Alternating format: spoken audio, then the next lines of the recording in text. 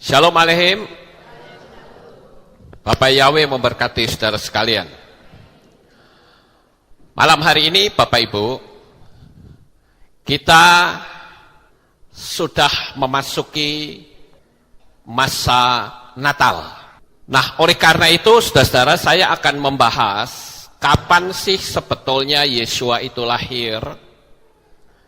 Karena selama ini banyak orang yang bingung, apa benar Yeshua itu lahir tanggal 25 Desember. Oleh karena itu saya ingin menjelaskan kepada saudara sekalian berkenaan juga dengan video yang sekarang sedang viral yang disampaikan oleh pendeta Gilbert Lumindong yang mengatakan bahwa hari kelahiran Yeshua itu tanggal 25 Desember.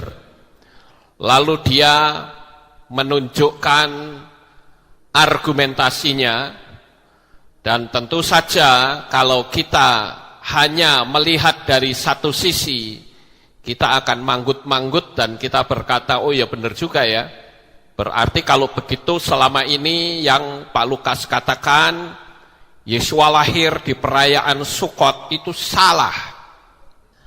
Nah, oleh karena itu saya akan meluruskan Bapak Ibu tentang pengajaran yang disampaikan oleh Gilbert supaya kita bisa memahaminya. Untuk itu saya ajak saudara untuk melihat videonya secara lengkap yang langsung saya ambil dari channelnya beliau. Untuk itu silahkan diputar videonya. Supaya tidak ada kesan memotong, saya akan full video ini kita tonton bersama. Oke.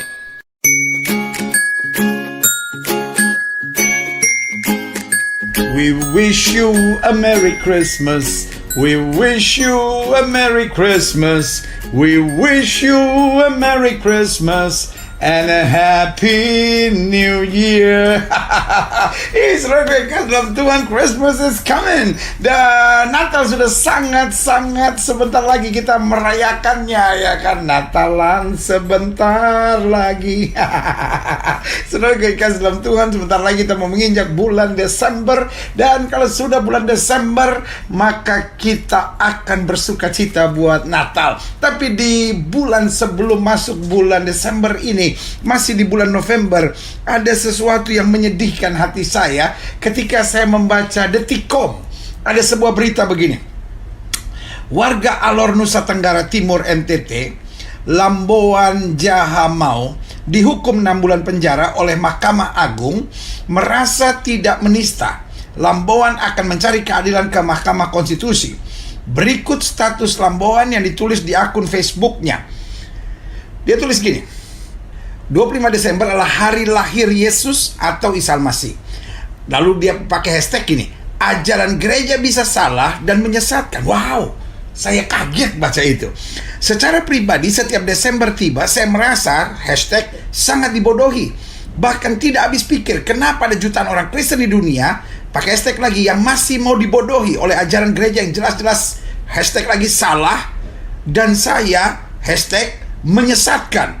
Pembodohan itu adalah hashtag mereka mengatakan dan mengajarkan kalau Yesus Isa Al-Masih lahir pada tanggal 25 Desember. Bahkan ada dari mereka memperingati dengan pesta pora yang sudah tidak alkitabiah, padahal nyata-nyata tidak ada hashtag satu ayat pun dalam kitab suci Kristen atau Alkitab yang mencatat kalau Yesus lahir tanggal 25 Desember. Saya heran, apakah kita orang Kristen tidak bisa hashtag tahu atau mencari tahu kapan sebenarnya Yesus lahir? Di mana pakar-pakar Kristen? Di mana cendekiawan Kristen? Di mana organisasi Kristen? Gini, adikku yang bernama Lamboan Jahamau, saya menyebut adik karena saya merasa agak lebih tua lah, ya kan, tapi bukan soal usia lah. Saya melayani Tuhan dan saya pikir adik masih perlu banyak belajar. Kata-kata adik itu kalau menurut saya agak sedikit sok pintar, ya kan, dan kesannya sebetulnya Anda masih sangat bodoh, ya kan, Anda nggak ngerti tapi Anda nyerang gitu. Sebetulnya kok Anda bertanya, tanya saja sama hamba-hamba Tuhan, nggak usah caranya begini gitu, ya kan, taruh status di Facebook terus kesannya nyerang. Pertama saya baca saya pikir Anda bukan Kristen gitu, karena kata-kata Anda sangat nyerang. Ada satu, tapi lepas daripada apapun, saya pikir kamu juga hebat. Adik ini hebat, lambuan ini. Karena ada satu yang saya sangat setuju. Adik bilang begini, bahkan ada dari mereka memperingati dengan pesta pora yang dikatakan nyata-nyata itu dikatakan apa di sini? Iya kan? Dengan pesta pora yang sudah tidak alkitabiah. Amin. Saya setuju. Karena Natal itu sesuatu yang suci, Natal itu sesuatu yang agung, Natal itu sesuatu yang luar biasa. Orang yang merayakan Natal di diskotik, orang yang merayakan Natal dengan minuman, orang yang merayakan Natal dengan merokok, orang yang merayakan Natal dengan pesta pora, dengan baju-baju seksi, menghina Yesus Kristus Tuhan. Karena Natal harus dirayakan di gereja dengan pertobatan, dengan baju yang mengagungkan Kristus. Kenapa? Karena kita diajarkan Tuhan untuk hidup dalam kesucian. Alkitab berkata, tanpa kekudusan tidak ada seorang pun dapat melihat Tuhan. Dan kekudusan bukan hanya soal hati, kekudusan bukan hanya soal tekad, tetapi kekudusan segenap hati, segenap hidup, segenap jiwa kita pakai untuk memuliakan Kristus. Dan Alkitab berkata, tubuhmu adalah bait Roh Kudus. Jadi saudaraku yang kasih dalam Tuhan, cara berpakaian kita pun dalam perayaan Natal juga harus benar. Nah, saya akan menyetir kalimat Anda yang berkata, adikku yang saya sayang, lambuan ini, dengar ya. Saya harap Anda dengar, dan saya harap juga yang selama ini meragukan 25 Desember dengar. Kalau ada yang bilang 25 Desember tidak dalam Alkitab, itu adalah hari lahirnya, apa itu katanya, Dewa Matahari. 25 Desember mau hari lahirnya Dewa Kucing, mau Dewa Mata Bunder, mau lahirnya Dewa Kodok Sungai, saya nggak mau tahu. Iya kan? Saya nggak mau tahu. Tapi kita tidak merayakan karena itu hari lahirnya Dewa Matahari. Kita juga nggak merayakan karena hari raya atau hari lahirnya Dewa Kodok Bunder atau Dewa apapun. Saya nggak mau tahu.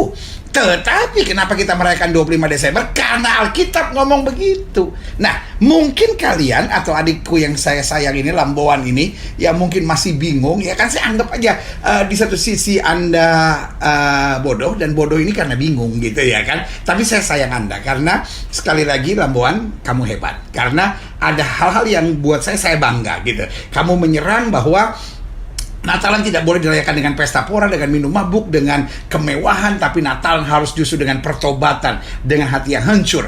Nah, tetapi yang saya menjadi aneh adalah ketika Anda menyerang dan berkata bahwa 25 Desember nggak dalam Alkitab. Izinkan saya menjelaskannya. Mungkin pendeta di gereja Anda tidak menjelaskan, adikku yang kukasihi. Jadi ya karena Anda hanya jemaat, ya kan, adik lambuan ini hanya jemaat, ya saya tidak bisa menyalahkannya. Karena ada hamba-hamba Tuhan juga yang bodohnya sama gitu. Ya nggak ngerti, karena nggak ngerti Alkitabnya, nggak ngerti sejarah gerejanya, nggak ngerti sejarah tanah perjanjiannya. Tapi izinkan saya menjelaskan. Lukas 1 ayat 26 dikatakan demikian. Dalam bulan yang ke-6, seringkali kita baca ayat ini, kita lewatin begitu saja ya kan. Dalam bulan yang ke-6, Allah menyuruh malaikat Gabriel pergi ke sebuah kota di Galilea bernama Nazaret. Nah, mulai dari sini dulu, bulan ke-6. Nah, mungkin buat saudara-saudara sekalian ya kan, mungkin pemirsa kamu hebat, dan juga mungkin adik lumboan, dan mungkin kawan-kawan di dalam dunia iman Kristen yang imannya setengah-setengah, yang kurang gali Alkitab, kadang-kala baca ayat ini lewat begitu saja. Tapi dalam bulan ke-6, ini artinya besar. Contohnya dalam Yohanes kedua dikatakan pada hari ketiga. Nah, apa itu hari ketiga? Jadi gini, mulainya dari Desember, mulainya maksudnya dari hari Minggu. Hari Minggu dalam bahasa Ibrani yaitu Yom Rishon. Nah, Rishon itu bukan sekedar nama hari, tapi juga Rishon menjelaskan pertama. Jadi kata Yom Rishon berarti hari pertama. Jadi kalau hari pertama Minggu, berarti hari kedua apa? Senin. Dalam bahasa Ibrani Shni'i, ya kan? Baru yang ketiga, hari ketiga, hari Selasa, Yom Shlishi, ya kan? Dalam bahasa Ibraninya, jadi ini hari pertama disebut Yom Rishon, hari kedua disebut Yom Shni'i, dan hari ketiga Yom Shlishi atau Selasa kita. Jadi dalam Yohanes pasal 2 dikatakan hari ketiga itu hari Selasa. Nah, kenapa mereka pada zaman itu banyak orang Yahudi melakukan pernikahan atau hari-hari yang baik di hari Selasa, karena ada pepatah dalam bahasa Ibrani, Yom Shlishi Pamaim Kitov, hari Selasa atau hari ketiga 2 kali lebih baik. Nah, kalau kita tanya, loh kenapa ini kayak nujum aja kok ada hari-hari yang lebih baik begini? Kalau sudah baca dalam Kejadian pasal 1, di dalam setiap hari selama 6 hari Alkitab bilang Tuhan melihat baik.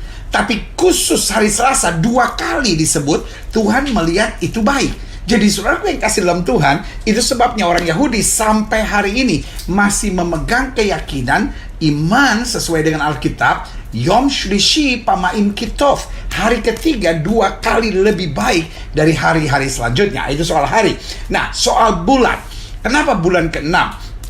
Orang Yahudi merayakan Rosh Hashanah di bulan ke-9 atau tahun baru, atau Rosh Hashanah. Rosh Hashanah, Rosh itu artinya kepala, Hashanah, Shana artinya tahun. Kepalanya tahun itu selalu di bulan ke-9 atau bulan September. Sampai hari ini bulan September, ataupun kalau Oktober awal, tapi biasanya September. Nah, sekarang saya jelaskan.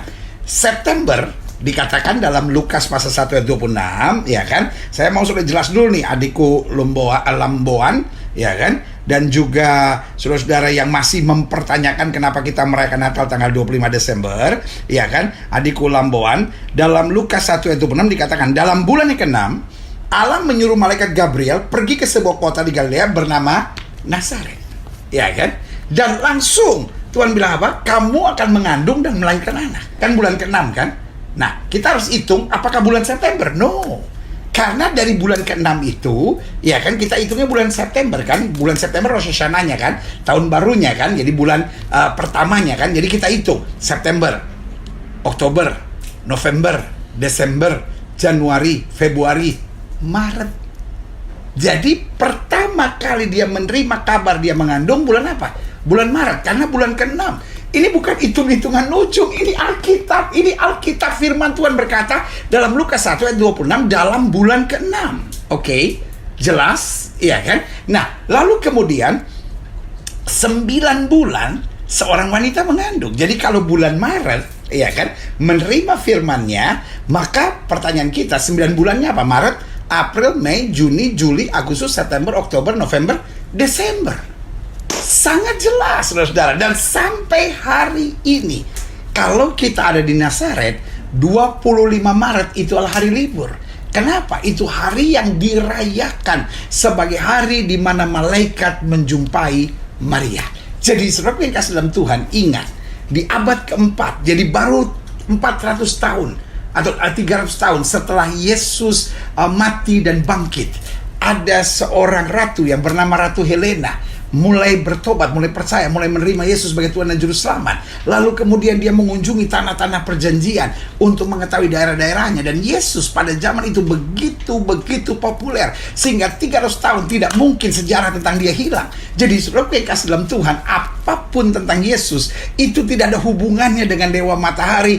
Itu hanya pembodohan, itu hanya kesesatan, itu hanya upaya-upaya untuk orang mengadu domba sesama umat Kristen yang bodoh, sehingga orang Kristen yang bodoh akhirnya tertipu. Orang-orang Kristen yang tidak rooted dalam terang firman Tuhan akhirnya akan terseret dan akhirnya saling menyerang, akhirnya meragukan imannya sendiri, akhirnya meragukan Natal itu sendiri. Ingat, ada orang-orang yang tidak suka kita merayakan Natal, karena saudaraku yang kasih dalam Tuhan, Natal itu dahsyat. Allah menjadi sama dengan manusia.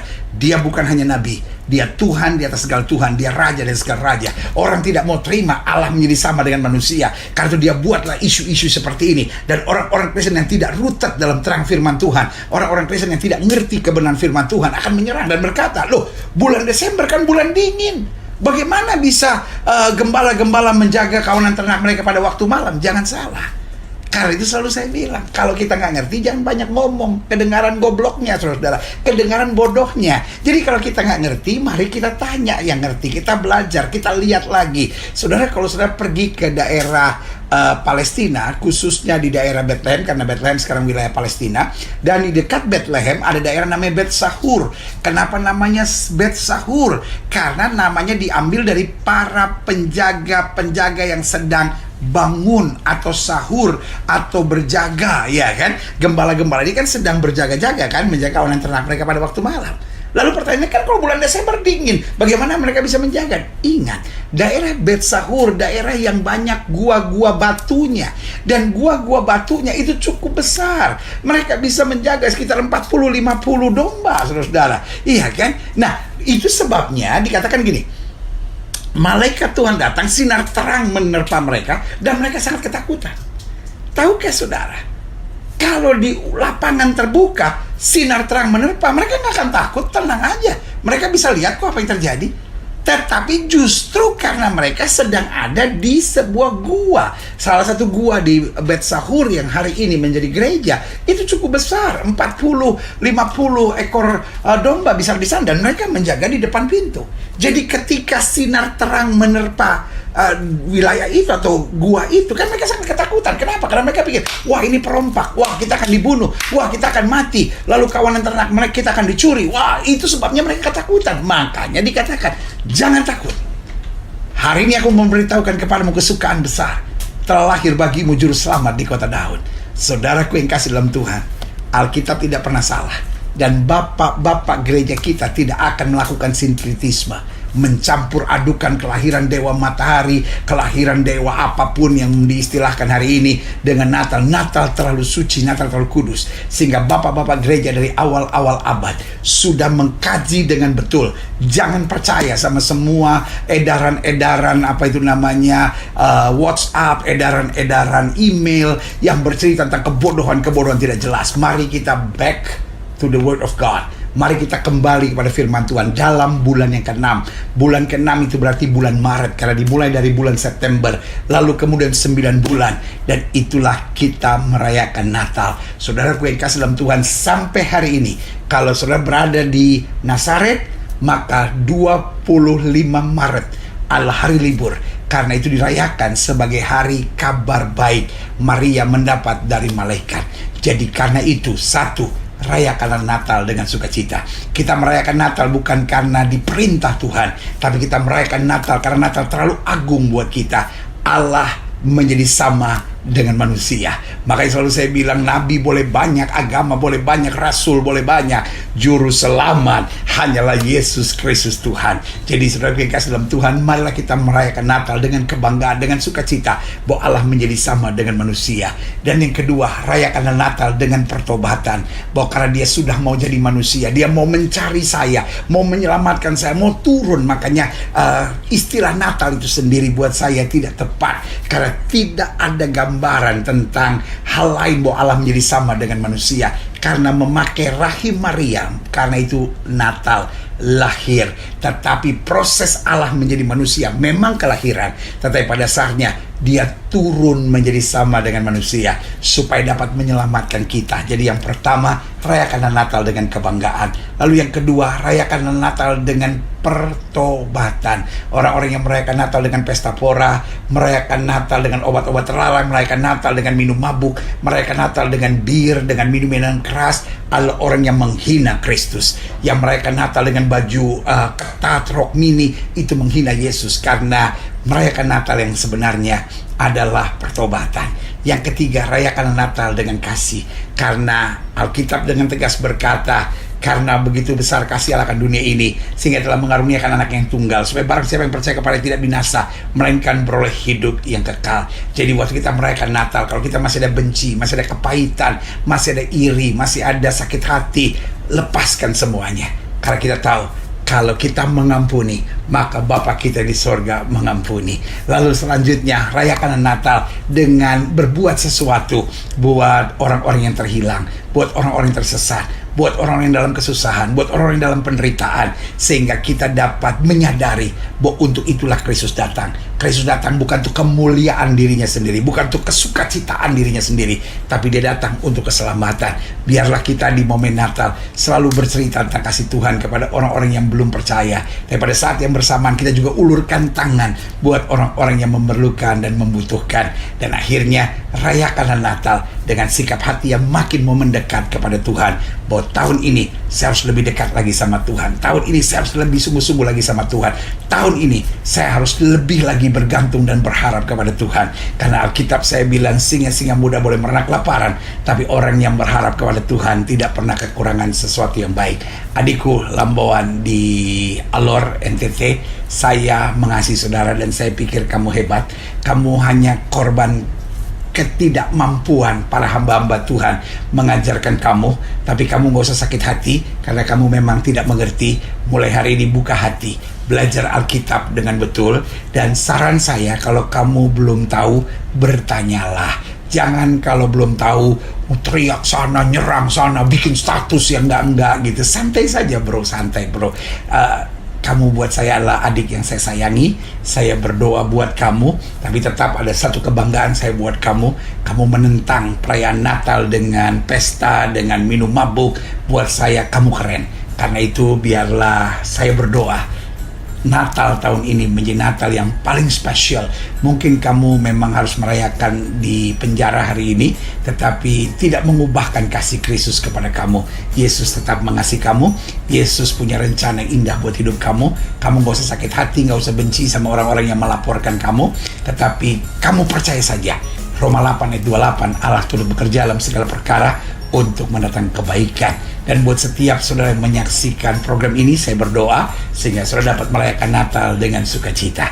Gak usah kita ribut lagi, wah masalahnya orang Kristen beranak. Beranak di mana? Yang beranak bukan Allah, yang beranak itu Maria. Maria yang beranak, tetapi Allah turun menjadi sama dengan manusia. Sekali lagi saya mau ingatkan, kamu hebat. Dan mari persiapkan diri untuk merayakan Natal dengan segala sukacita dan kemenangan kita. Haleluya. Ya, cukup. Baik, Bapak Ibu, saya akan memberikan sedikit masukan kepada saudara sekalian. Dan saya katakan bahwa Yeshua itu tidak lahir bulan Desember. Bagaimana argumentasi ini bisa saya patahkan? Sebelum saya melanjutkan, saudara-saudara, ada satu kata yang saya pikir saya cukup setuju dengan Gilbert, yaitu apa? Dia katakan, saya tidak peduli dengan hari lahirnya Dewa Matahari, mau hari lahirnya Kodok Bunder dan sebagainya. Saya setuju. Kenapa? Karena bisa saja orang luar sana akan menyamakan perayaan mereka dengan perayaan kita. Misalnya, saya merayakan Hari Raya Sukkot, tetapi orang dari kalangan dunia mistik, mereka merayakan dewa mereka tepat di perayaan Sukkot. Apakah berarti esensi Sukkot itu berkurang? Tidak. Jadi saya setuju dengan apa yang Gilbert katakan. Saya nggak peduli 25 Desember mau dikatakan Dewa Matahari kayak, saya setuju. Tetapi masalahnya Yeshua tidak lahir tanggal 25. Begini Bapak Ibu, saya akan menerangkan kepada saudara sekalian supaya lebih jelas. Tadi dia mengutip di kitab Lukas 1 ayat berapa? 26, ya. Nah, di sana dikatakan pada bulan ke-6. Lalu dia menghitung bulan ke-6 itu dimulai dari September. Kenapa? Karena Rosh Hashanah itu adalah bulan pertama di bulan September. Sampai di sini bisa dipahami Bapak Ibu? Nah, lalu dia menghitung September, Oktober, November, Desember, Januari, Februari, Maret gitu ya. Lalu 9 bulannya adalah dari Maret itu April, Mei, Juni, Juli, Agustus, September, Oktober, November, Desember. Jadi Desember dia lahir. Ya. Saya katakan penerangan ini jelas keliru. Kenapa? Karena yang dimaksud bulan ke-6 itu bukan dihitung dari bulan pertama dari Rosh Hashanah. Tetapi yang dimaksud bulan ke-6 itu adalah bulan ke-6 kandungannya Eliseva. Paham Bapak Ibu? Sekali lagi, saya akan mengilustrasikan lebih mudah. Misalnya, bulan ke-6 penanggalan Gregorian apa? Januari, Februari, Maret, April, Mei, Juni. 6 kan? Itu kalau bulan ke-6 penanggalan Gregorian. Tetapi bagaimana kalau saya katakan bulan ke-6 itu bukan penanggalan Gregorian, tapi usia kehamilannya Ibu Lina misalnya. Berarti dia ada di bulan Juni enggak? Bingung nih saudara ya, saya ulang sekali lagi. Bulan ke-6 penanggalan Gregorian, Juni ya, Januari, Februari, Maret, April, Mei, Juni. Itu kan kalau penanggalan Gregorian, iya toh? Dimulai dari Januari. Lah sekarang bagaimana kalau saya katakan Tante Lina itu hamil pada bulan ke-6? Apakah dia dihitung dari Januari? Ya tidak, dihitung dari hamilnya kapan mulainya. Paham Bapak Ibu? Mungkin saudara akan tanya, di ayate, kan biasa begitu. Ada saudara-saudara ayatnya. Nih, sebelum saya buka, saya akan katakan, jika benar Yesua lahir 25 Desember, berarti perayaan 7 hari raya yang merupakan simbol dari kehidupan Yesua jadi berantakan. Kenapa? Karena kisah tentang Yesua itu semua tertulis dalam perayaan 7 hari raya. Saya ambil contoh, perayaan Pesah. Pesah ini adalah tanda darah, di mana malaikat maut akan lewat. Sehingga bangsa Israel itu memberikan darah di alas ambang pintu rumah orang Israel. Disapukannya lah pintu itu. Dan itu kalau kita ngerti bahasa Ibrani, itu membentuk huruf Het. Het itu artinya kehidupan kekal. Eternal life. Paham Bapak Ibu? Jadi ketika perayaan Pesah, ini bertepatan dengan Yesua mati di atas kayu salib, ada darah. Dan kalau saudara ambil titik-titik darahnya, pintu kan begini. Ya toh? Atas, samping kanan, samping kiri. Ya kan? Sekarang kalau Yesua mati, itu yang dipaku mana? 2 tangan dan kaki. Coba tarik garis. Ditarik garis lalu dikelopkan, akan membentuk bintang Daud. Maksud nggak saya ngomong ini? Oke, sekarang kita lanjut. Hari raya roti tidak beragi atau Chag Hamatzah. Ini persamaannya apa? Persamaannya adalah Yesua roti kehidupan.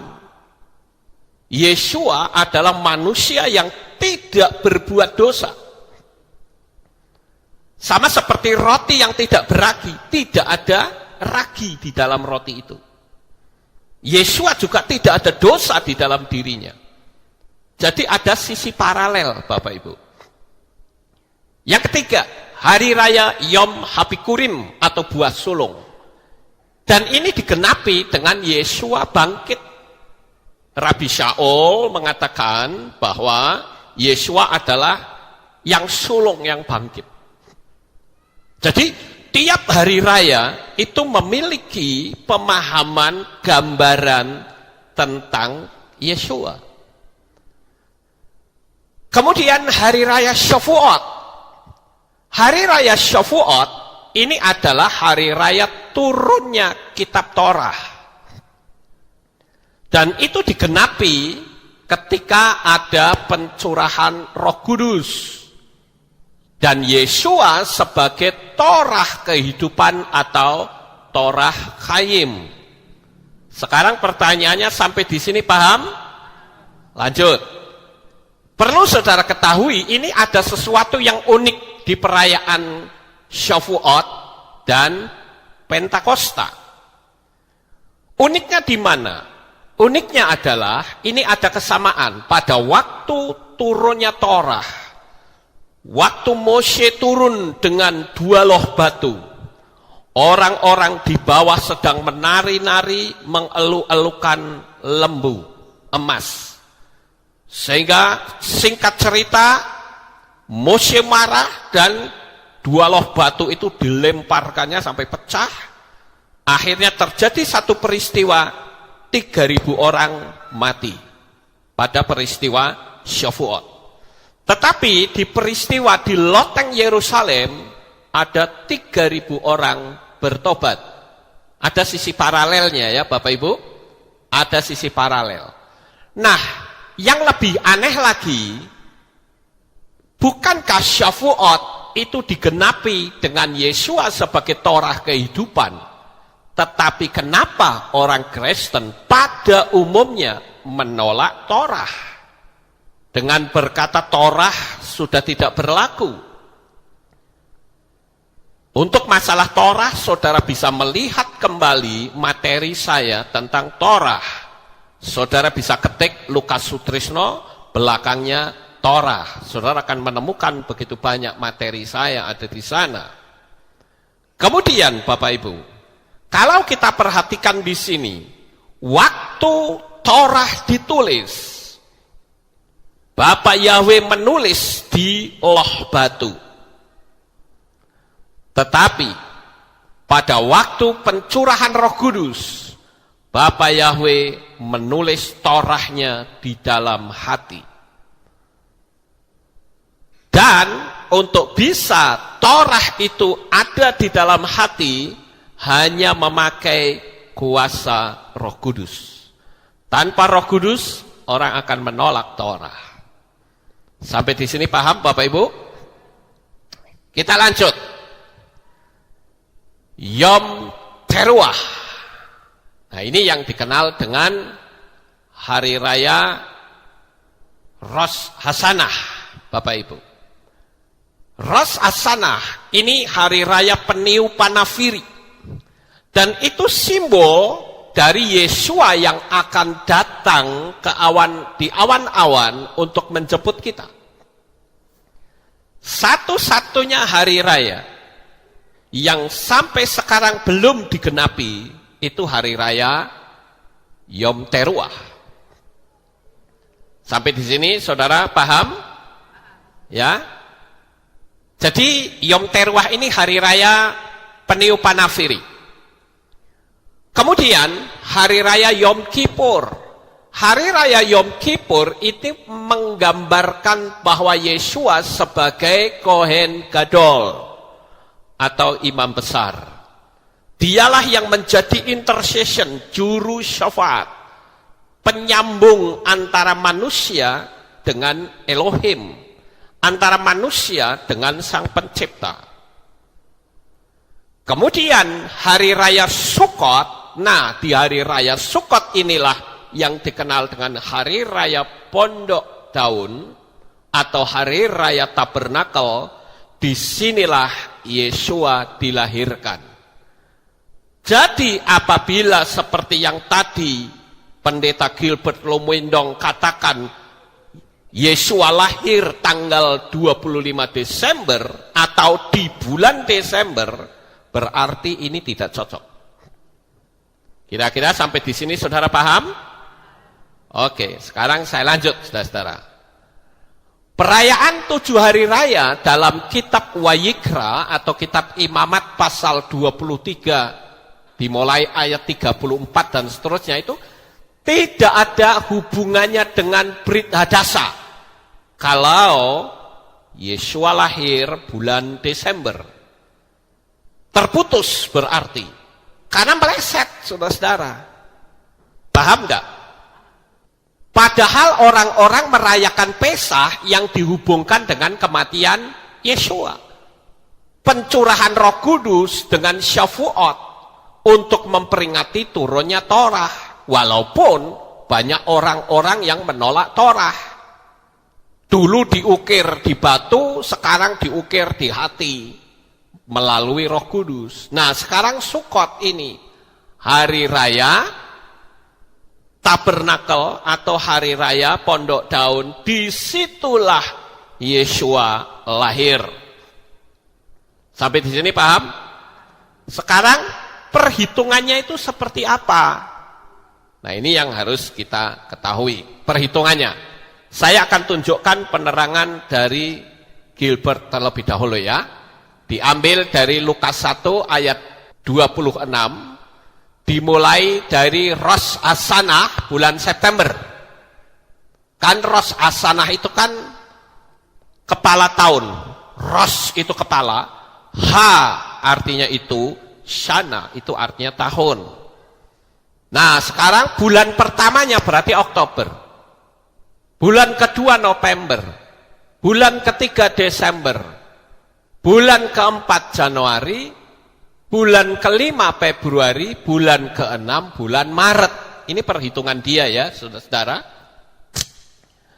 Kemudian dari bulan Maret dihitung, karena ini kan beritanya di sini, dihitung 9 bulan.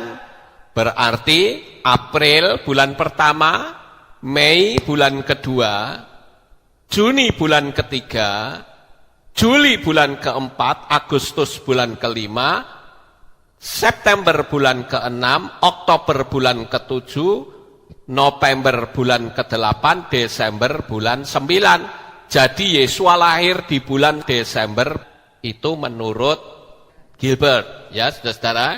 Sekarang bagaimana menurut kitab suci? Sekarang saya akan terangkan menurut kitab suci. Penerangan ini jelas keliru yang tadi disampaikan Gilbert. Kenapa?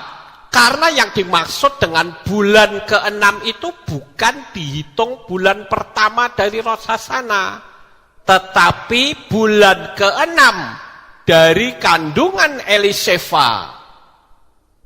Dan bulan ke-6 itu dihitung sejak Zakaria selesai menjalankan tugas, yaitu bulan Sivan di minggu kedua. Nah, sekarang kita akan lihat saudara-saudara di dalam kitab Lukas pasal 1 ayat 23 sampai 24. Perhatikan. Dan terjadilah ketika hari-hari peribadatannya diselesaikan, saudara perhatikan kata peribadatannya diselesaikan. Dia pulang ke rumahnya, dan setelah hari itu Eliseva istrinya mengandung. Dan dia menyembunyikan diri selama 5 bulan sambil mengatakan dan seterusnya. Dan ini membuktikan bahwa yang disebut itu bukan 6 bulan penanggalan Ibrani, tetapi 6 bulan kehamilan Eliseva. Begitu saudara-saudara. Sekarang kita akan lihat saudara-saudara di dalam kitab Lukas 1 ayat 36. Ayo kita buka ayatnya Bapak Ibu. Ayo kita baca sama-sama bagi saudara yang sudah bawa kitab suci. Sudah ketemu semua saudara-saudara? Halo? Sudah, sekarang ayo kita baca bersama-sama dengan saya. 1, 2, 3. Dan lihatlah Eliseva sanakmu itu, ia pun sedang mengandung seorang anak laki-laki pada masa tuanya. Dan itulah bulan ke-6 bagi dia yang disebut mandul. Paham Bapak Ibu? Jadi bulan ke-6 itu bukan bulan ke-6 dari penanggalan Ibrani, tapi bulan ke-6 dari hamilnya Eliseva. Saudara bingung atau tidak? Tidak ya? Nah, sekarang yang menjadi pertanyaan, kita menghitungnya itu dari mana? Startnya itu dari mana? Kita kan harus tahu, sudah tidak asal ngomong bulan ke-6 lalu jatuhnya di bulan apa gitu. Enggak, harus kita tahu. Mulainya dari mana? Nah ini dia mulainya, saudara-saudara. Sekali lagi, bulan ke-6 itu bukan bulan penanggalan Ibrani, tapi bulan ke-6 dari kandungan Eliseva. Ini jelas loh tadi, ya. Di dalam kitab Lukas pasal 1 ayat 23 sampai 24. Kalau tadi Gilbert kan ngambilnya Lukas 1:26. Iya toh? Nah, kalau dia ngambilnya Lukas 1:26, orang bisa berasumsi bulan 6 itu ya bulan Maret. Kalau dihitung, dikonvert ke penanggalan Gregorian. Kira-kira saudara mudeng nggak ini? Jadi kesalahan beliau adalah karena menganggap bulan ke-6 itu dari penanggalan Ibrani, dari Rosh Hashanah. Padahal yang disebut bulan ke-6 itu bulan ke-6 kehamilannya Eliseva. Kan kita sudah lihat ayatnya tadi dalam kitab Lukas pasal 1 ayat 23 sampai 24. Ya kan? Eliseva yang disebut sebagai orang yang mandul sekarang sudah hamil 6 bulan. Paham Bapak Ibu? Saudara tangkap aja dulu ini, saya akan terangkan startnya dari mana. Ini yang penting saudara, startnya dari mana. Oke, sekarang kita lihat. Startnya adalah dari selesainya Zakaria itu adalah suami dari Eliseva. Selesai menjalankan tugas, baru Eliseva mengandung. Nah, itu bulan pertama, Bapak Ibu. Kita akan lihat ya, ini ada peraturannya. Nanti saudara lihat saja deh di rumah supaya cepat kita ya. Lihat di sini. Di dalam kitab Difre Hayamim Aleph atau 1 Tawarikh pasal 24 ayat 7 sampai 19, kita cari dulu rombongan Abiyah. Ya, kita cari dulu rombongan Abiyah. Rombongan Abiyah itu adalah rombongan ke-8. Sekali lagi, rombongan Abiyah adalah rombongan ke-8. Karena jumlah imam yang begitu banyak dibagi menjadi 24 rombongan. Rombongan pertama itu rombongan Yoyarib. Dia bertugas di bulan Nisan antara Maret April di minggu pertama. Kemudian rombongan kedua itu rombongan Yedayah. Rombongan Yedayah itu bertugas di bulan Nisan sebagai bulan pertama antara Maret April di minggu kedua. Nah, minggu ketiganya seharusnya rombongan Harim. Tetapi saudara-saudara, karena ada perayaan hari raya roti tidak beragi, maka rombongan Harim itu baru bertugas di minggu keempat di bulan Nisan. Lalu di perayaan roti tidak beragi yang bertugas siapa? Seluruh imam bertugas. Kira-kira sampai di sini saudara paham? Kemudian sekarang kita lihat rombongan keempat. Rombongan keempat itu adalah rombongan Seorim. Dan itu melaksanakan tugas di bulan Iyar atau bulan kedua antara April dan Mei. Setelah rombongan keempat, rombongan Seorim, maka ada rombongan kelima yaitu rombongan Malkiyah di minggu keduanya di bulan Iyar. Kemudian rombongan keenam itu rombongan Miyamin. Itu ada di minggu ketiga bulan Iyar atau bulan kedua. Kemudian rombongan ketujuh adalah rombongan Hakos. Itu ada di bulan Iyar di minggu keempat. Sekarang rombongan ke-8 seharusnya Abiyah itu ada di minggu pertama bulan Sivan antara Mei Juni.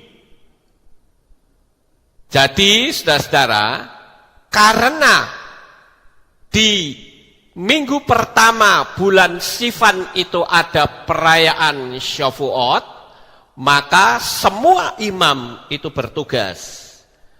Baru setelah itu rombongan Abiyah itu ada di minggu kedua bulan Sivan. Saya akan berhenti sampai rombongan Abiyah, Bapak Ibu.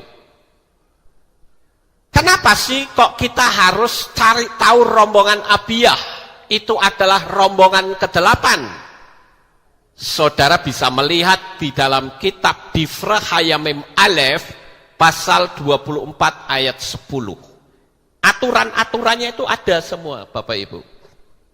Ya, ini rombongan Abiyah itu rombongan ke-8. Atau kita baca saja ya. Difre Hayamim Aleph pasal 24 ayat yang ke-10.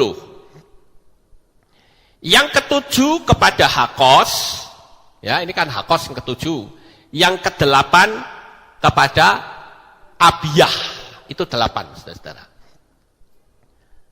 Sekarang, tiap-tiap rombongan, ini aturannya ada ya, tiap-tiap rombongan mereka melaksanakan tugasnya dari Sabat sampai Sabat, berarti 1 minggu.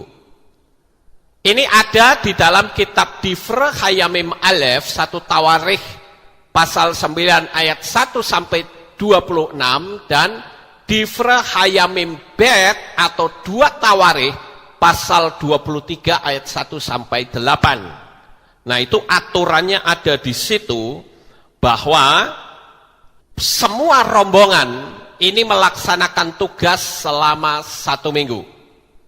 Tiap-tiap rombongan melaksanakan tugasnya bersama pada perayaan 3 hari raya, yaitu hari raya roti tidak beragi, hari raya Shavuot, dan hari raya Sukkot. Ini ada di dalam kitab Devarim, ya.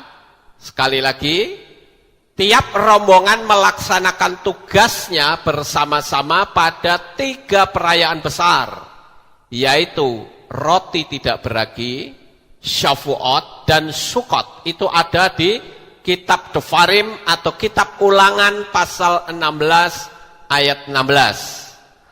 Sekarang pertanyaannya, saudara masih bisa ikuti saya atau tidak? Bisa, lanjut ya. Nah, penanggalan Yehudi itu ada 12 bulan, Bapak Ibu. Masing-masing terdiri dari 4 minggu. Dan kenapa kita membicarakan rombongan Abiyah? Ini yang penting, saudara.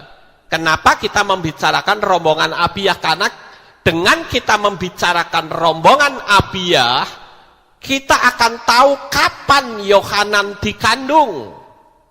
Seperti ada di dalam Lukas 1 ayat 5, karena Zakaria itu adalah suaminya Eliseva dari kelompok Abiyah. Paham, saudara-saudara? Saya mau tanya, ini betul-betul paham atau hanya sekedar paham atau tidak? Paham ya? Oke, lanjut. Nah, coba sekarang lihat di sini.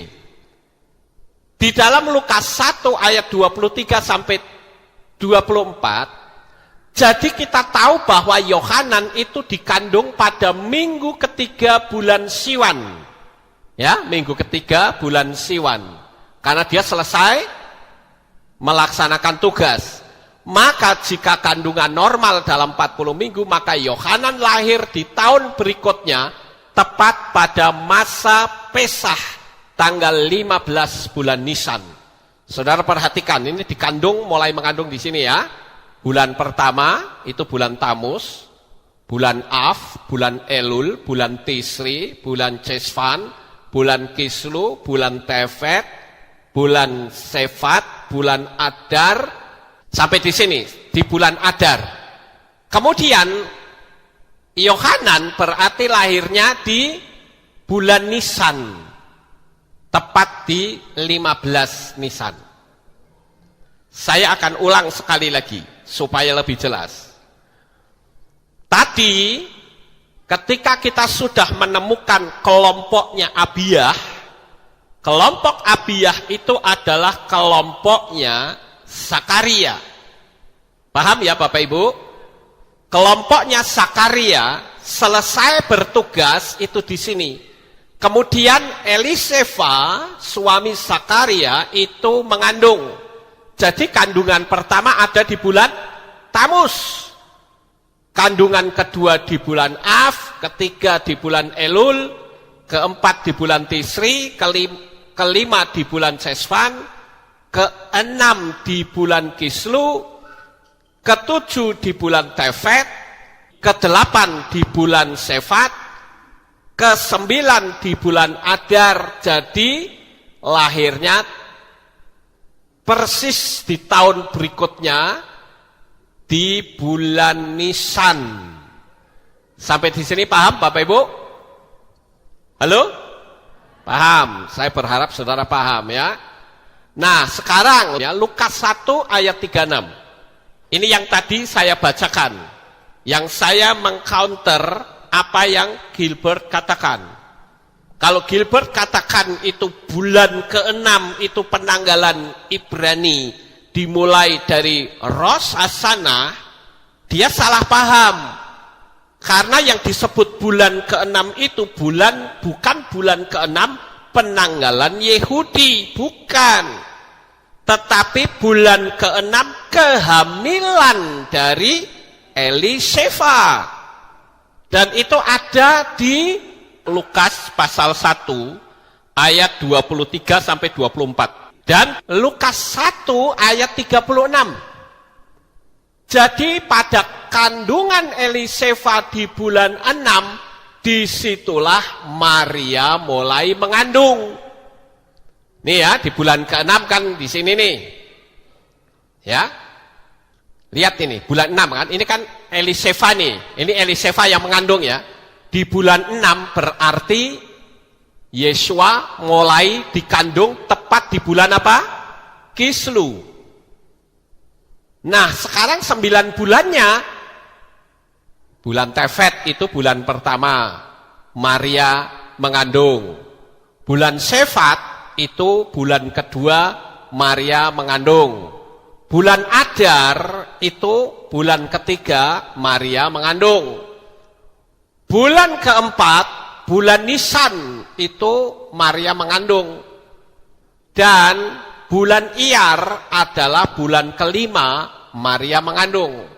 Bulan Sivan itu kandungan Maria umurnya 6 bulan. Bulan Tamus itu Maria kandungannya umur 7 bulan.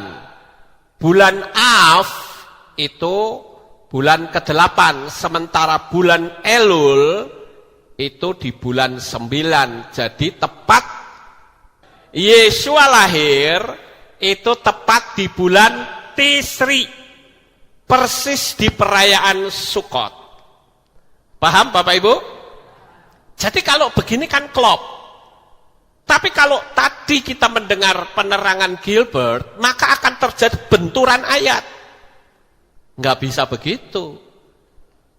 Kitab suci harus menjawab kitab suci. Tidak bisa kitab lalu terjadi benturan. Ya nggak cocok namanya.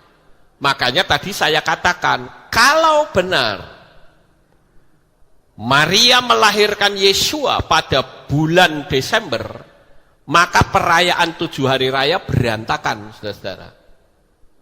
Karena hari raya terakhirnya itu di bulan Tisri.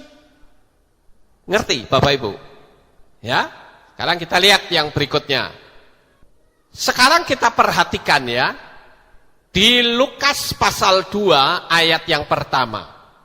Dan terjadilah pada masa itu sebuah keputusan keluar dari Kaisar Agustus agar seluruh penduduk didaftarkan. Ini jarang orang mengamati, saudara-saudara. Masa itu tuh masa apa? Tidak diamati. Sehingga orang-orang berpikir bahwa orang-orang Yahudi pada pulang mudik itu karena ada sensus. Ya. pendaftaran penduduk oleh Kaisar Agustus. Ini salah, saudara. Mereka pulang mudik itu karena akan merayakan perayaan Sukot sebagai perayaan yang terakhir, dan itu dirayakan selama 7 hari penuh. Sama seperti di Indonesia, ada tradisi pulang mudik, ya kan? Nah itu sebetulnya nyontoh dari pola Yahudi, saudara-saudara, di mana mereka akan merayakan hari raya Sukot. Lah di Indonesia mereka merayakan Idul Fitri. Itu tradisi Yahudi, mereka selalu pulang mudik. Jadi itulah puncak dari perayaan 7 hari raya. Nah, di masa itulah ketika mereka pada pulang mudik itulah Maria melahirkan, Bapak Ibu. Jadi cocok atau tidak? Cocok. Jika itu adalah perayaan Sukot, yang adalah perayaan 7 hari raya, kita tinggal lihat saja perayaan itu terjadi di bulan apa. Disitulah Yesua lahir. Nah, itu terjadi di bulan Tisri, tanggal 15. Dan saya yakin, Yesua betul-betul lahir tanggal 15 bulan Tisri. Karena semua itu selalu tepat. Kemudian, Yesua disunat pada hari keberapa? Hari ke-8. Di hari ke-8 itu ada peristiwa, saudara-saudara. Ya. Disunat di hari 8. Itulah perayaan Simchat Torah atau sukacita Torah. Yesua sebagai Torah kehidupan. Klop apa tidak? Klop, saudara-saudara. Perayaan itu juga ya ada perayaan yang namanya Shemini Atseret. Itu hari ke-8-nya. Ini kita kata Shemini Atseret ini diambil dari kata Shmoni. Kalau kita sudah belajar hitungan angka Ibrani, 1 itu Echad, 2 itu Shtaim, yang ketiga itu Shalos, keempat itu Arba, kelima itu Chames, yang keenam itu Ches, yang ketujuh itu Sheva, yang ke-8 Shmoni. Nah inilah di hari yang ke-8 inilah Yesua disunat, Bapak Ibu. Sukot itu dirayakan selama 7 hari. Hosana Rabbah itu hari ke-7, tapi tidak diperintahkan untuk dirayakan. Yang diperintahkan itu adalah di Shemini Atseret, hari ke-8. Aturan ini ada di mana? Aturan ini ada di kitab Wayikra atau kitab Imamat pasal 23. Dan itu dirayakan selama 2 hari. Hari pertama itu hari ibadah. Sedangkan Simchat Torah itu hari keduanya, di mana mereka membaca ulang kitab Torah. Kita semua sudah melakukan ini bukan? Ya. Nah, kemudian saudara-saudara, jadi jelaslah di sini bahwa Yesua itu lahir tepat tanggal 15 Tisri, disunat hari ke-8, jadi bukan tanggal 25 Desember. Lalu sekarang pertanyaannya, siapa yang menetapkan 25 Desember? Yang menetapkan adalah Kaisar Konstantin. Yang memang Kaisar Konstantin itu punya latar belakang pemujaan terhadap dewa matahari. Sehingga dia ubahkan itu menjadi hari kelahiran Yesua. Tapi sekali lagi, terlepas dari itu perayaan dewa matahari atau bukan, yang penting kita melihat ketepatan kelahirannya Yesua. Kalau memang dia tepat 25 Desember, saya juga tidak peduli. Mau ada perayaan dewa matahari kek, mau ada perayaan dewa bulan kek, buat saya nggak masalah. Yang penting Yesua 25 Desember lahir. Tapi sayangnya Yesua lahirnya bukan 25 Desember. Tetapi tanggal 15 bulan Tisri. Itu ada antara September, Oktober. Persis di perayaan Hari Raya Sukkot. Paham Bapak Ibu? Ya, jadi di sini saya katakan bahwa penjelasan Yesua lahir tanggal 25 Desember terpatahkan. Nah, sekarang Bapak Ibu, di dalam perayaan Natal ini saya sedikit keluar untuk saya memberikan masukan kepada saudara bahwa ada banyak sekali peristiwa-peristiwa yang digambarkan tidak sesuai dengan kitab suci. Makanya saya perlu meluruskan supaya sesuai dengan kitab suci. Nah, sering kita lihat perayaan Natal, kalau ada drama-drama Natal, pada umumnya sering kita lihat kejanggalannya, yaitu apa? Datangnya orang Majus menjumpai bayi Yesua yang baru dilahirkan. Kan begitu, saudara? Lihat saja di mana-mana. Benarkah orang Majus itu datang ketika Yesua baru dilahirkan? Jelas tidak benar. Karena ketika orang Majus itu datang, Yesua sudah berumur 2 tahun. Ya. Sekarang kita lihat. Coba kita perhatikan di dalam kitab Matius pasal 2 ayat 1 sampai 3. Dan sesudah Yesua dilahirkan di Bethlehem, Yudea pada masa pemerintahan Herodes, ini sudah dilahirkan ya, orang-orang Majus dari timur datang ke Yerusalem. Jadi Yesuanya sudah lahir, orang Majusnya datang, saudara-saudara. Tetapi itu sudah memakan waktu 2 tahun. Nah, sekarang perhatikan ya, di kitab Matius ini. Seraya bertanya, di manakah dia, raja orang Yahudi, yang telah dilahirkan itu? Perhatikan kata-kata berikutnya. Karena kami telah melihat bintangnya di timur. Jadi dia melihat bintangnya di mana? Di timur, bukan di Yerusalem, saudara-saudara. Itu melihat pertama di timur. Dikatakan kami telah, perhatikan kata telah. Ini kan dia ngomongnya di Yerusalem. Ya toh, dia ngomong di Yerusalem, dia bilang kami telah melihat bintangnya di timur.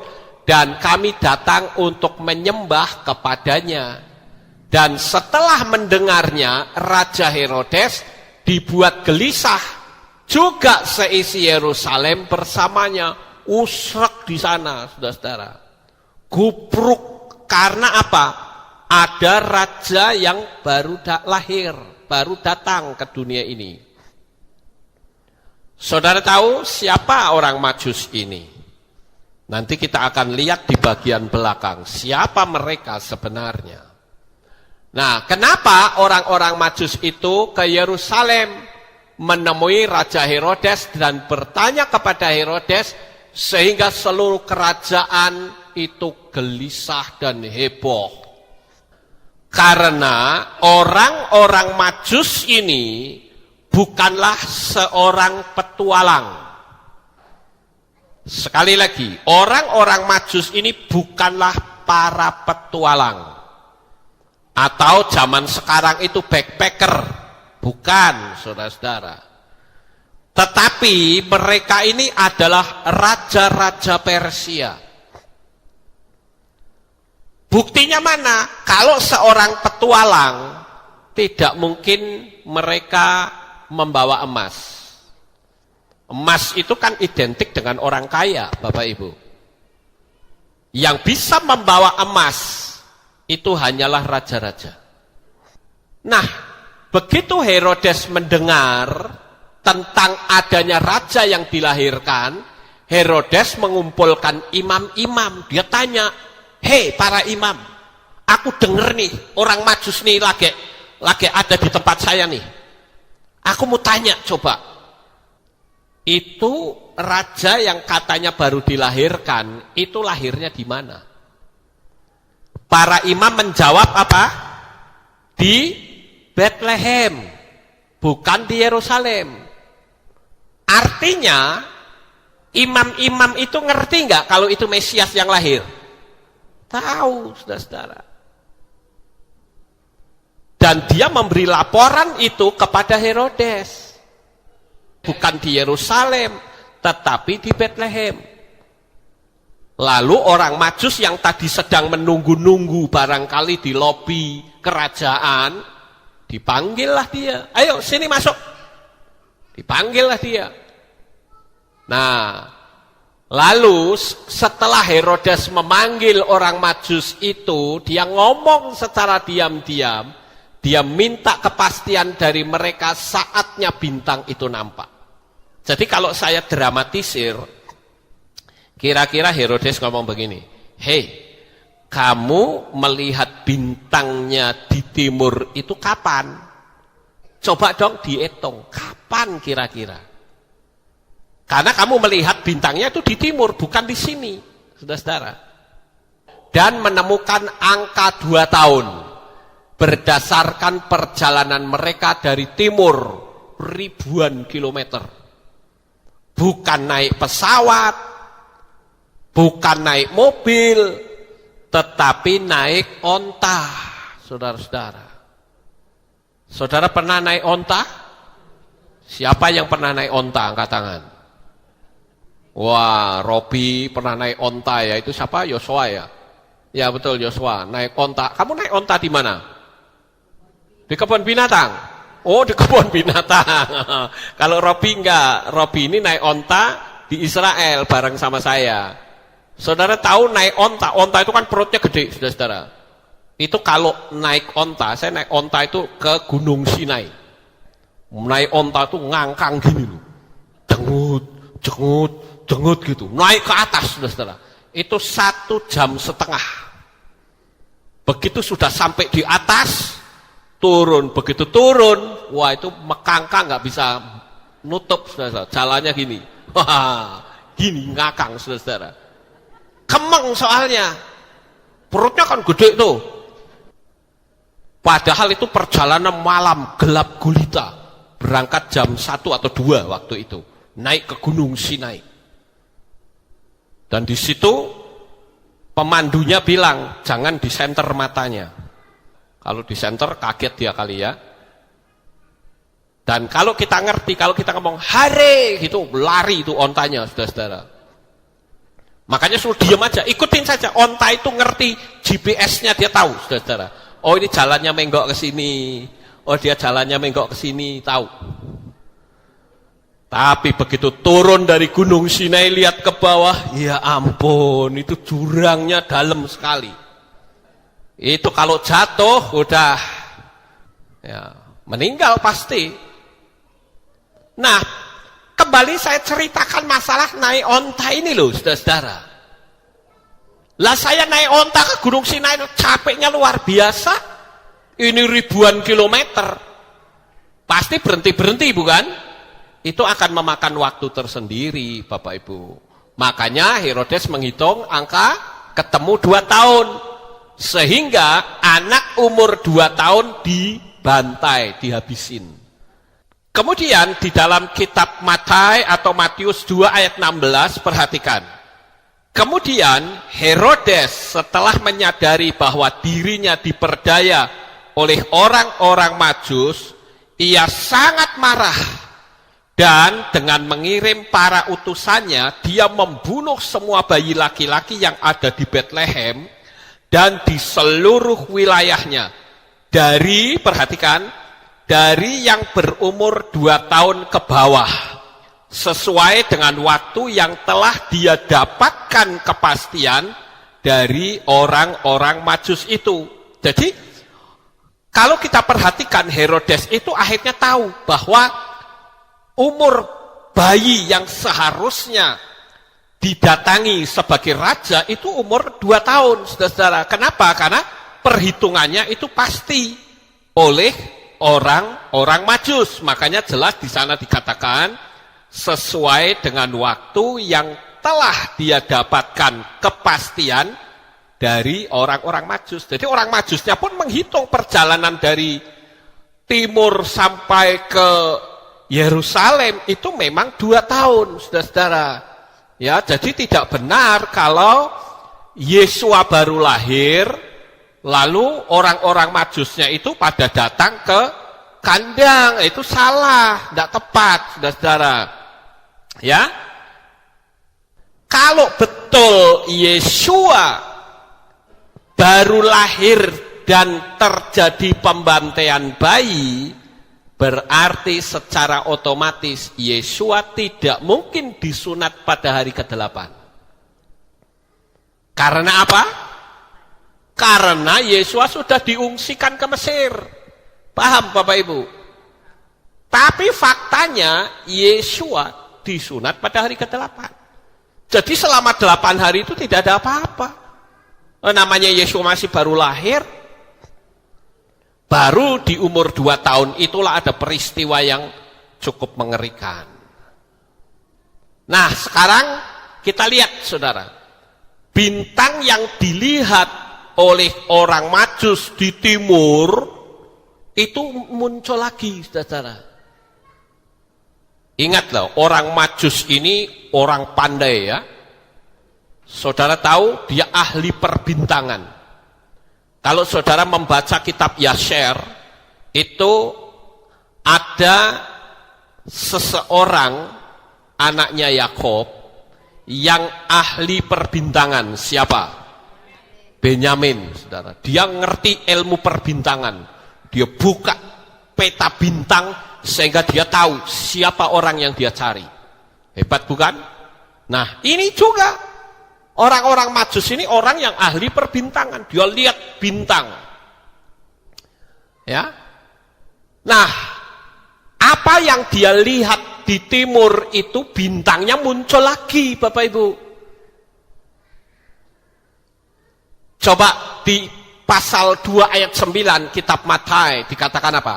Dan setelah mendengarkan raja, mereka terus berjalan dan tampaklah bintang yang telah mereka lihat di timur itu bergerak mendahului mereka. Perhatikan kata yang telah. Jadi 2 tahun yang lalu, di mana mereka sudah melihat bintangnya di timur itu saatnya Yesus lahir. Begitu orang Majus itu sampai masuk Israel, dia melihat bintang lagi. Wah, ini bintangnya muncul lagi nih. Wah, dia kejar lagi, saudara-saudara, pakai peta bintang itu. Sampai akhirnya dia pergi ke Herodes. Kenapa kok ke Herodes? Karena dia masuk negara lain. Kalau petualang, tidak mungkin dia nemui raja. Tidak mungkin. Petualang yang menemunya sama petualang. Backpacker ketemunya backpacker. Tapi karena dia adalah raja, maka yang dia cari adalah raja. Karena ini berbicara tentang 2 kerajaan. Kalau petualang menemui Herodes, Herodes akan bertanya, emang lu siapa? Lu tahu nggak aku nih raja? Enak aja lu. Kan mesti begitu, raja kan sombong begitu. Tapi karena ini sesama raja, dia bisa saja ngomong sama ajudannya, kami raja-raja Persia dari timur, ingin menghadap baginda Raja Herodes. Nah, baru ketemu kan gitu. Nah, sekarang kita lihat ya. Dan nampaklah bintang yang telah mereka lihat di timur itu bergerak mendahului mereka, sehingga setelah sampai dia berhenti tepat di atas tempat bayi itu berada. Tapi kan karena tinggi kan, dia kan nggak tahu ini di mana tempatnya gitu. Sekali lagi, jika benar orang Majus itu datang saat Yesua baru lahir, pasti tidak disunat pada hari ke-8 karena sudah mengungsi ke Mesir, karena keburu ada pembantaian bayi. Inilah bukti bahwa Yesua saat itu sudah berumur 2 tahun. Perhatikan di kitab Matai atau Matius pasal 2 ayat 11, dikatakan begini. setelah tiba di rumah itu. Bukan setelah tiba di kandang itu. Bukan setelah tiba di gua itu. Bukan. Tapi setelah tiba di rumah itu. Berarti posisinya Yesua sudah berada di rumah. Bukan di kandang. Paham Bapak Ibu? Lanjut. Orang Majus itu bukan 3 orang. Bukan. Kalau persembahannya ada 3 itu iya. Emas, kemenyan, dan mur. Kitab suci tidak pernah menyebut 3 orang. Tapi jika benar 3 orang saja, pasti dirampok di tengah jalan, apalagi membawa emas.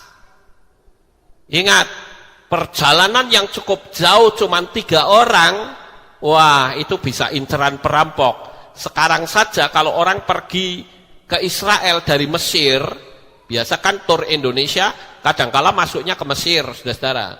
Dari Mesir menuju ke Israel. Nah, dalam perjalanan yang cukup jauh, kira-kira 9 jam perjalanan, itu bis itu tidak ngeluyur sendirian, enggak. Mesti ada 2 minimal. Dan di depannya itu pasti ada seorang polisi yang bawa pistol. Itu pasti. Ya. Kenapa? Karena mereka akan melewati daerah yang berbahaya.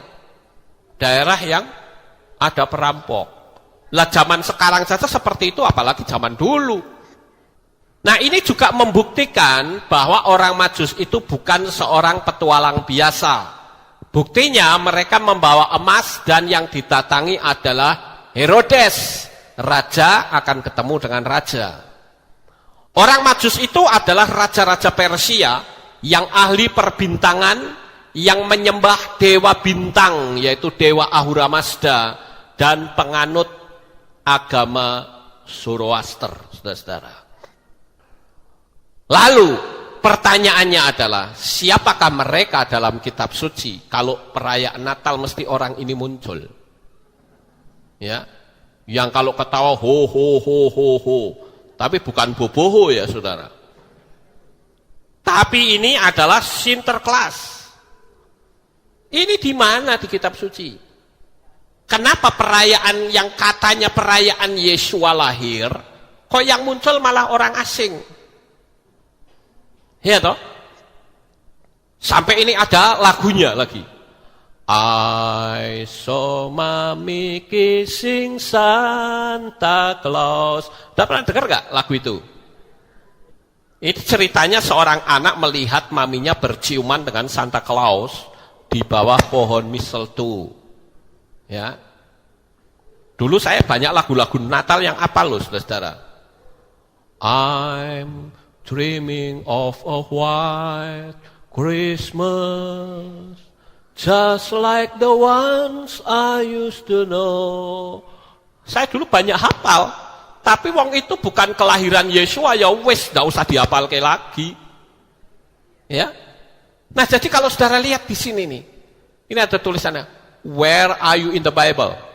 Di mana sih kamu di kitab suci? Enggak ada kan? Kemudian ada lagi Sinterklas ini naik kereta terbang. Kenapa hal ini lebih populer daripada kisah Yesua itu sendiri? Aneh bukan? Jadi saya ingin kita sebagai anak-anak Bapak Yahweh itu kita paham betul kapan Yesua dilahirkan. Tadi yang diceritakan Gilbert, ada seorang yang harus masuk penjara karena dia mengatakan Natal itu bukan tanggal 25. Nah ini kan aneh, saudara. Cuman memang sayangnya orang ini tidak bisa menerangkan sehingga dianggap ini pengacau. Tapi saya menerangkan pada malam hari ini ada dasar fakta kitab sucinya. Kira-kira sampai di sini paham Bapak Ibu? Jadi jelas Yesua itu lahirnya kapan? 15 bulan Tisri, tepat selalu. Dia tidak akan pernah keluar dari pola 7 hari raya itu, saudara-saudara. Karena 7 hari raya itu menceritakan tentang kisah Yesua selama hidup di dalam dunia ini. Jadi malam hari ini saya sudah menerangkan kepada saudara mengingat banyak sekali yang bertanya kepada saya, Pak, ini ada video seperti ini, bagaimana cara menerangkannya? Saya bilang nanti, karena waktu itu saya masih pelayanan di Palu. Saya bilang nanti kalau saya sudah pulang, saya akan terangkan. Walaupun sebetulnya saya coba lihat video saya di YouTube itu sudah ada, saudara-saudara. 7 tahun yang lalu, itu sudah ada. Jadi malam hari ini saya sudah menerangkan kepada saudara sekalian, agar kita tidak disesatkan oleh pengajaran-pengajaran yang tidak sesuai dengan kitab suci. Sukses besar untuk saudara. Bapak Yahweh memberkati. Haleluya.